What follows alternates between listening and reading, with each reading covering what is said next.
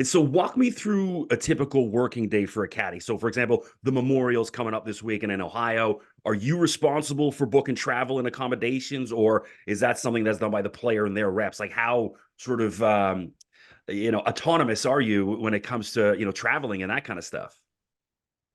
So for the North American guys playing in North America, typically we're responsible for all of our own travel, hotels, rental cars, um, airfare, and whatever.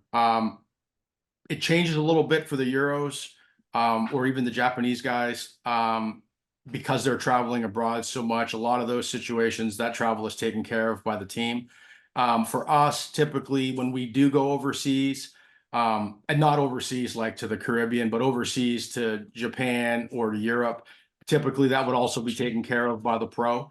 Accommodations, sometimes we would just try to rent a house as a group of caddies. Sometimes the pro is bringing over a manager, maybe a trainer or a stretch guy. In that case, that the player might rent a home and have a room for you there. But domestically speaking, yeah, we're responsible for all of our own airfare, flights, hotels, rental cars.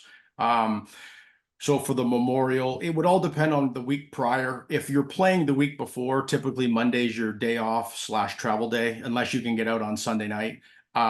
If you haven't played the week before, you would typically fly in on a Sunday night late or very early Monday morning, walk the course. Memorial's funny because it's always changing. Some places never change. Memorial changes every year. So you'd have to go out. Jack's probably messed around with a tee here and a par three here and put a tree in someplace and move the bunker over. So you got to go kind of understand, what part of the golf course has changed and try to do the best work that you can. And then Tuesday morning rolls around. That's usually practice. Hopefully your players in the pro-am, most of the pro-ams are only 9 holes. So a lot of the players have adopted sort of their routine of playing 9 holes on Tuesday, and it's the 9 you're not playing on Wednesday. So then you get to see your second 9 on Wednesday in the pro-am setting. Obviously, these guys, most of the guys I work for have played the tour long enough to, not really overthink the practice round. They just want to see all 18 holes over the course of 2 days, and then Thursday's go time, and we kind of go from there.